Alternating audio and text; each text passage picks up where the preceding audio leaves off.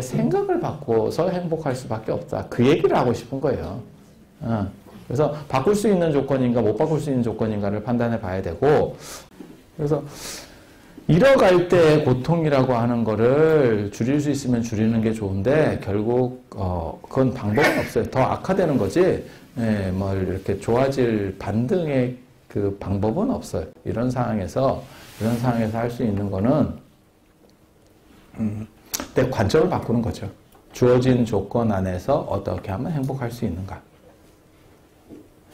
그리고 그렇게 관점을 바꾸는 거를 인식론이라고 그래요. 인식론. 나는 이렇게 생각한다. 나는 이렇게 생각한다. 가장 대표적인 건 이솝우화에 나오죠. 이솝우화의 신포도. 여우가 먹을 수 없는 포도를 보고 저건 신포도야. 되게 멋있지 않아요? 되게 멋있지 않아요? 자존감 있는 여우예요. 그런 식의 생각을 가지고 있으면 그 여우 성공합니다. 그 여우 성공합니다. 자기가 못하는 거에 대해서는 그렇게 해서 차치해서 끝내버리는 거예요. 안 될 거를 계속 쳐다보고 있으면서 저게 어떻게 좀 입에 떨어지지 않나? 감나무 밑에서 입 벌리고 있듯이. 그래서 막 이렇게 기다리고 애달아요. 애만 달고 바뀌는 건 없어요. 그래서 끊어갈 거는 이게 내게 아니다 생각하는 거는 탁탁탁 끊어가는 게 맞아요. 그리고 이게 인식론이라는 게 어떻게 보면 방어기제예요. 방어기제. 자신을 합리화하면서 자신의 자존감을 높이고 그 다음에 행복하게 만들어가는 것들. 그래서 나는 이렇게 본다. 나는 이렇게 본다. 그리고 자존감 높은 사람이 행복합니다. 생긴 거 어떡하겠어. 그죠? 물론 뭐 리모델링을 해서 될 수 있는 부분도 있지만 안 되는 건 안 돼요. 다 여러분도 나름대로의 뭔가가 있을 거예요. 컴플렉스도 있을 거고, 그 다음에 이제 나이가 들면서 바뀌는 문제도 있을 거예요. 예를 들면 뭐 머리가 많이 빠진다거나, 그죠? 주름도 사람마다 생기는 데가 좀 다르잖아요. 뭐 눈가 주름이 막 생기고, 뭐 어쩌고저쩌고, 뭐 사람마다 좀씩 조건들이 달라요. 그걸 안 생기게 할 수 없다면 어떻게 하면 저걸 내가 쉽게 말해서 좋은 쪽으로 볼까에 대해서 인정하면서 가는 거죠. 인정하면서. 그래서 그런 게 인식론을 통한 방어기제예요. 방어기제. 그리고 더 근본적인 게 뭐냐면 명상이라고 하는 거예요. 명상. 그래서 명상이라고 하는 거는 정신 집중 또는 관법을 통해서 집중, 관법, 관조라고 하는 거예요. 관조. 이걸 통해서 사람이 스스로 행복할 수 있게 하는 거. 자기 스스로 내면에서 행복이 약간 이렇게, 이런 것들은 관점을 통해서 약간 행복할 수 있게 하는 거고요. 명상이라고 하는 건 스스로 약간 행복의 에너지를 끌어내는 거예요. 끌어내는 거예요. 그래서 그런 거를 뭐라고 하냐면 선불교라고 해요. 선불교라고 해요. 그래서 부처님께서 만약에 물질적 조건만 가지고 행복할 수 있다면 그 양반은 이미 타고난 행복을 가졌던 거예요. 그런데 왜 그게 아니라고 생각했을까? 그거는 결국은 우리가 빌려 쓰는 거지 영구적인 게 아니래. 영구적인 게 아니래. 권력이나 지위나 돈이나 이런 거는 빌려 쓰는 거지 계속될 수 없대. 그리고 더 근본적인 거는 우리 육체도 마찬가지라는 거예요. 우리 육체도. 한 100년짜리 차를 타고 있는 거예요.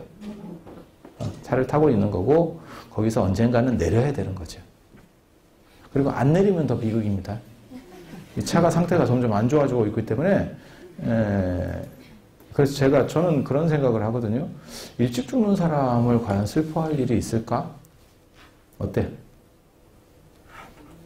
그러니까 무슨 너무 일찍 죽었어 이러면 또 모르겠지만 제가 그래서 예전에 그 세월호 때도 저는 생각이 좀 여러 가지가 있었거든요. 그때 사람들이 뭐라 그러냐, 펴보지도 못하고 너무너무 안타깝게 죽었어.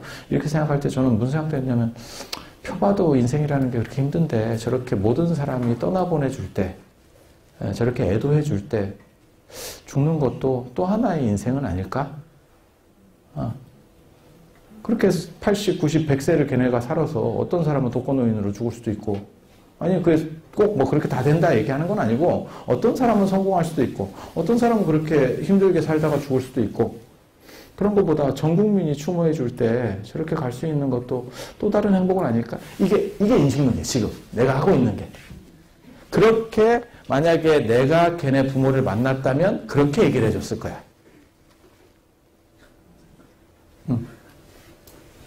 그게 물론 죽은 부모 입장에서는 잘 안 들리는 얘기지만 그나마 가장 크게 위로해 줄 수 있는 말이에요. 그렇지 않을까? 어차피 살려줄 수는 없잖아. 되돌려 줄 수도 없잖아. 그제 상황을 되돌릴 수는 없잖아. 여러분 같으면 그런 부모를 만났어. 그럼 뭐라고 위로해 줄 것 같아요? 정부가 잘못했어요. 아니 근데 그게 되돌릴 수 있는 상황이 아니니까. 이거를 뭐 정부가 잘못했어요라고 해서 되돌릴 수 있으면 문제인데 되돌릴 수 있는 건 아니잖아요. 그건 보상이 문제인 거고 사람 목숨을 보상할 수 있는 건 이 세상에 없어요. 차가 깨졌어. 그건 얼마든지 보상할 수 있어. 하지만 사람이 죽었어. 그러면 보상 자체가 불가능합니다. 원칙적으로. 아니 그렇지 않아요? 그런 경우에 그 사람에게 어떤 치유의 말을 해줬을 때 어떤 말을 할 수 있어요? 이런 말밖에 없는 거 아니에요? 제가 지금 말하는 것 같은? 그래서 저는 사실 진짜 제가 그런 식으로 좀 생각을 해요. 장자의 그런 얘기가 나와요. 장자의 그런 얘기가 나와요. 아닌 것 같아요? 몰라요, 뭐. 이런 거는 다 사람 생각하기 나름이래요. 인식론이라고 하는 거는 나는 이렇게 생각한다예요. 모든 사람이 이렇게 생각한다가 아니고 나는 이렇게 생각한다. 마치 내 자식은 되게 이뻤어 라고 하는 것처럼 그건 나는 이렇게 생각한다. 그래서 할머니들 중에 자기 손자를 이쁘다고 얘기해 달라고 하는 경우들도 있어. 내 손자 이쁘지? 근데 어떤 경우는 이쁘다는 말이 쉽게 나오는 손자도 있고 어떤 경우는 애가 씩씩하게 생겼어 이렇게밖에 말이 안 나오는 경우도 있어.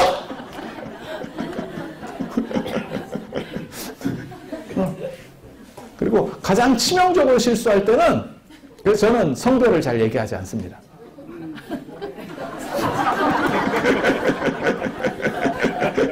아니 그렇게 실수할 때 애니까 성별을 모르겠는 거예요.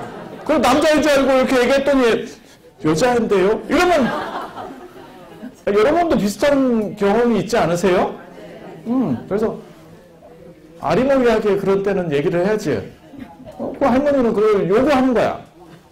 근데 사실은 그게 자기 손자니까 이쁜 거거든. 정확하게 말하면 자기 손자니 물론 뭐 누가 봐도 이쁜 애들도 있어. 근데 그런 애가 내 손자일 확률은 별로 없다니까. 아까 그거랑 똑같아. 완벽한 사람하고 결혼을 하고 싶지만 그 사람은 나를 원하지 않는다니까요. 네. 그래서 인식론이라고 하는 것은 자기 스스로에 대한 방어 기제를 만들어 가면서 거기서 자존감을 높이는 거예요. 자기가 자기 손자를 그렇게 그게 잘못됐다는 뜻으로 얘기하는 게 아니에요. 그렇게 봄으로 인해서 그 사람은 행복하다는 걸 얘기해 주는 거예요. 행복하다는 걸 얘기해 주는 거예요. 그리고 이 세상에 비교라는 게 있으면 불행해요. 그래서 그 모든 엄친아들은 다 능력이 있다는 거잖아요. 그런 얘기 들어보셨지, 그치? 근데 엄마 친구 아들만 능력이 있는 게 아니고요. 다른 집 엄마도 능력이 있어요. 한 번 더 생각해봐요. 아들 입장에서는 그렇게 생각할 수도 있다. 그래서 그렇게 생각하면 한도 끝도 없습니다. 한도 끝도 없습니다. 제가 그래서 그런 얘기, 논어에 보면 그런 얘기가 나오거든요. 너만 못한 사람과는 친구하지 마라. 자기만 못한 사람과 한 번씩 다 들어보셨을 거예요. 굉장히 나쁜 말이라고. 왜? 아무도 친구할 사람이 없다. 나는 나보다 높은 쟤하고 친구하고 싶어. 쟤는 어때? 쟤랑 친구하고 싶어. 쟤는 쟤랑 친구하고 싶어. 모두도 이 세상에 친구는 없어. 그 논리 구조를 그대로 적용시키면 아무도 친구할 수 없어. 굉장히 재밌잖아요? 재밌잖아요? 그래서 그런 식으로 가면 한도 끝도 없습니다. 한도 끝도 없어. 그래서 거기서 요청되는 게 비교가 아니고요. 비교가 아니고 사실은 유일성이라고 하는 거예요. 서원. 서원. 아까 앞에 얘기로 잠깐만 돌아가서 정리를 하고 넘어갈게요. 장자에 보면 그 당시가 전국시대예요. 전쟁이 계속 벌어지는 그런 복잡한 시대였는데 그 시대에 해골들이 이제 뒹굴고 다니는 거예요. 그리고 그걸 다 수습을 못 해줍니다. 산 사람들이. 전쟁이 일상적으로 일어나면 해골을 수습할 수 없어요. 그러다 보면 까마귀가 눈도 파고 있고. 근데 까마귀 입장에서도 그게 나쁜 게 아니에요. 왜냐면 가장 부드러우니까 그거 먼저 먹는 거예요. 그 다음에 승냥이가 내장기관을 파는 것도 마찬가지예요. 그럼 뭐 딱딱한 것부터 먹어?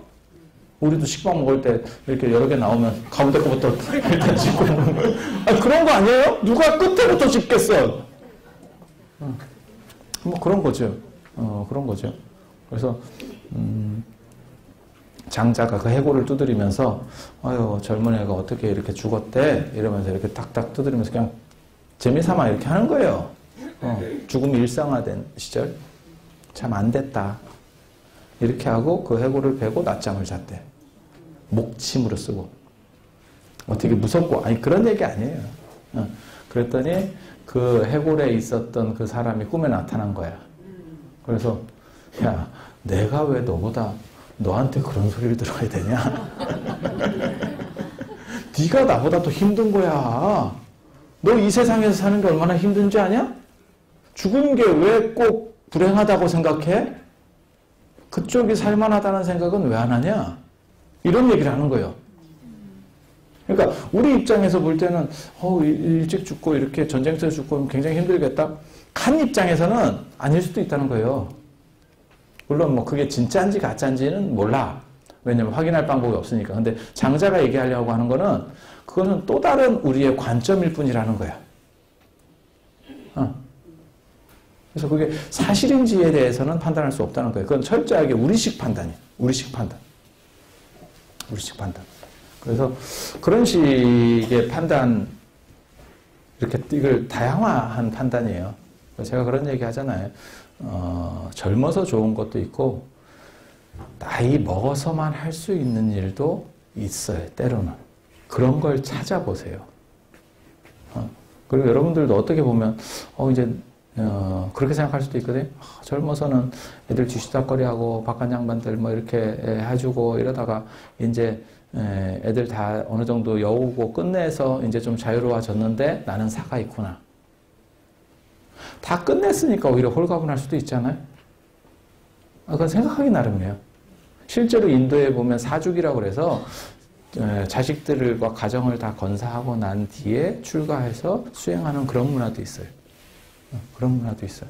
이제 진정한 내 것을 찾아보자. 내 의무 복무는 거의 다 끝났고 이제 진정한 내 것을 찾아보자. 그렇게 생각할 수도 있다는 거. 그렇게 생각할 수도 있다.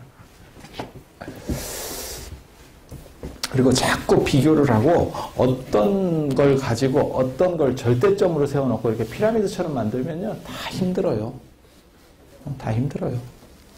그래서 제가 그런 얘기 하잖아요.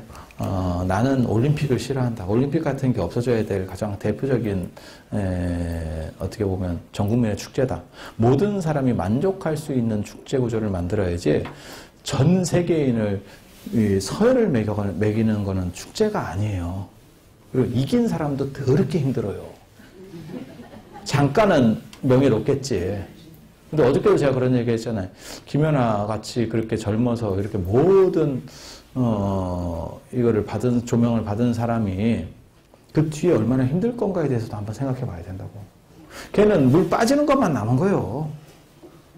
CF도 확실히 줄었잖아요, 지금. 몇 년 지나면 CF도 안 들어와요. 30대 중반이면 걔 인생이 끝이에요. 물론 뭐 돈은 있고 뭐 지도자로서 뭐 제2의 인생을 설계할 수는 있겠지. 하지만 자기가 누렸던 그러한 화려한 영광은 다시는 안 옵니다. 그렇지 않아?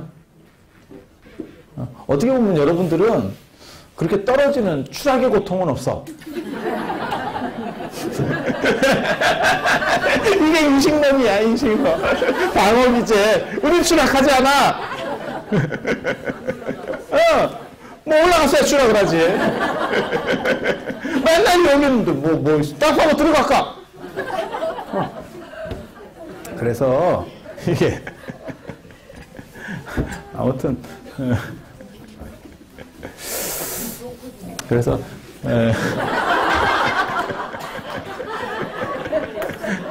칭찬이에요. 우리는 그만큼 행복한 거예요. 떨어지지 않는 고통.